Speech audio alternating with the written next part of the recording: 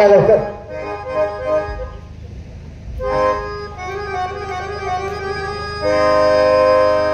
राजा, तुझं संपूर्ण आयुष्य माझ्या हातामध्ये होतं रे, पण नाही मी तुला संपवू शकलो.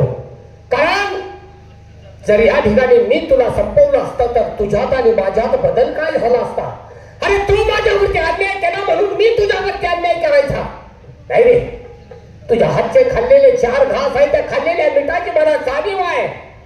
जरी मी तुझ्या पोटी जन्म घेतला नसला तर तू माझा पालन पोषण करणारा पालक आहेस, म्हणून मी तुला नाही संपवू शकलो.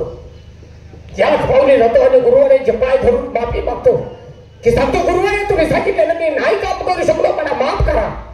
चला ताबडतोब.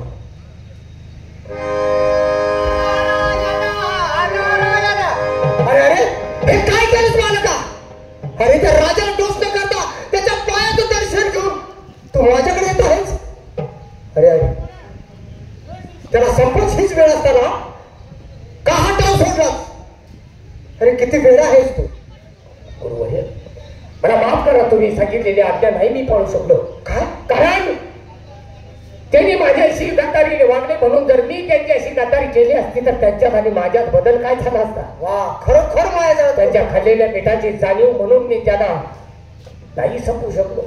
मला माफ करा गुरुवर्य. माझ्या आता तुम्हाला एकच विनंती आहे. काय रे? या सर्व एवढीतून मुक्त करून पुन्हा एकटाच मला मानव रूपी जन्म द्या. राहिलेलं आयुष्य त्या मोठ्या पित्याच्या पायाचा दास म्हणून त्यांच्या मला जन्म सेवा करायची. अरे किती वेळ आहेस तू? काय बोलतेस? तो भांडण आहे का तुला? अरे 184 फेरा फिरल्यानंतर माणसाला हा मानव जन्म आहे मला माहित आहे. म्हणून तर आलेले या जन्मामध्ये मला पुण्य करून जायचं आहे. तेव्हा माझी विनंती आहे या असणाऱ्या सर्प योनीमधून मला मुक्त करा आणि पुन्हा एकदा मानवरूपी शेवटचा जन्म द्या.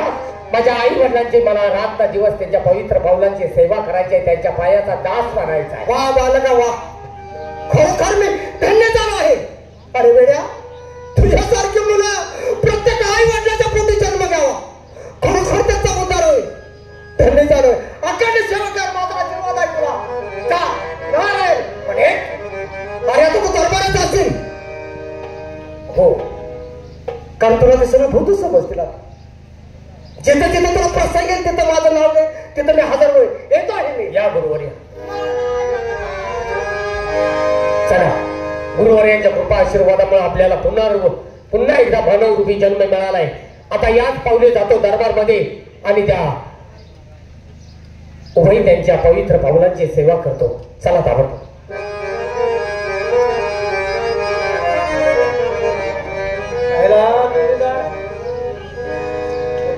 पोरगा आई साहेबांनी आळ घेतला, महाराजांनी मारला. दोघालाच माहित आहे या बांधरी. काय म्हणते की त्याच्या गावाला गाव गेले बोलायला हसावर म्हणलं.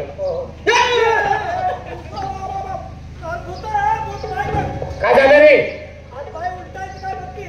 माझ्या इजेरीत कोण मुतलं? आता तुझ्या इजारीत शेजार मुतल का? तुम्हाला मारलं होतं ना. म्हणजे तुम्ही मला भूत समजला काय? राम राम राम. आता एखाद्याला अपाट भूत म्हणतो. घरी घरी नाही रे. अरे मी तुमचा भरतच आहे. फक्त या ठिकाणी मी जिवंत कसा हे सगळं काही तुम्हाला सांगतोय. फक्त महाराजांना या ठिकाणी बोलवा. महाराज या या. काय झालं? काय लागला बोलायला? श्रीगार चुकलून आहे. मग साकडे आलाय की. कोण साकड्या?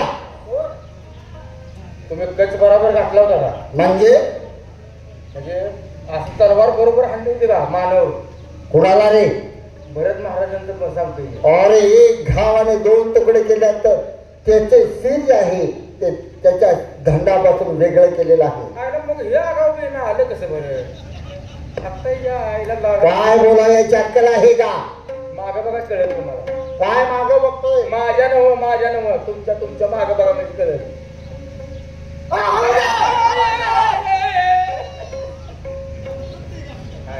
महाराज तुम्ही दिसायला म्हातारा पण कचक्याला गट आहे. बाबासाहेब भीती बाळगण्याचं कारण नाही. कारण ज्यावेळी तुम्ही माझ्यावरती अन्याय अत्याचार केला त्यावेळी मी तुम्हाला सांगितलं होतं सत्य हे अमर असतं. सत्याचा पाठीरागा तो परमेश्वर आहे. सत्य बाहेर येण्यासाठी थोडा वेळ लागत असतो पण एक ना एक दिवस सत्य बाहेर येत असतं. पण भरात माझ्या हातून तुझा वध केला होता. हो, तुझा शिरछेद मी केला होता. मग तू जिवंत कसा आला? बाबासाहेब, आता जरी मी किती रक्त ओकून खरं सांगण्याचा प्रयत्न केला तरी तुमचा माझ्यावरती विश्वास बसणार नाही याची मला खात्री आहे. म्हणून मी माझ्या मुखातून सत्य सांगण्यापेक्षा माझ्या गुरुवाऱ्यांच्या मुखातून ऐका, मग तुमचा त्यावरती विश्वास बसेल. मी या ठिकाणी जिवंत कसा ते पा माझे गुरुवारी येत आहे.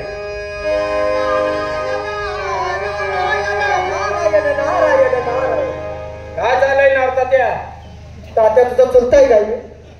रागाला काय असं कसं काय बोलतात? आशीर्वाद आहे. तुम्ही या बालकाला जिवंत केलं? हा, मी जिवंत केलं आहे. त्या स्मशान खाईमध्ये एक घाव आणि 2 तुकडे केले होते. हो, मला माहिती आहे. शिरच्छेद केला होता. बरोबर आहे. तुम्ही साजिवंत कशासाठी केलं? कशासाठी केला? राजा, तुमच्याकडे पहिलं मला वचन हवं आहे. माझ्याकडून वचन? हा. आणि ते कशासाठी? मी एक तत्वशील राजा आहे. माझ्या मुखातून गेलेला शब्द मी कधीही माघार घेत नाही. ठीक आहे, सांगतो ना तुम्हाला. खरं वचन द्यायला पाहिजे. काय हरकत नाही. वचन हवा आहे ना, हे घ्या वचन. असं बोला.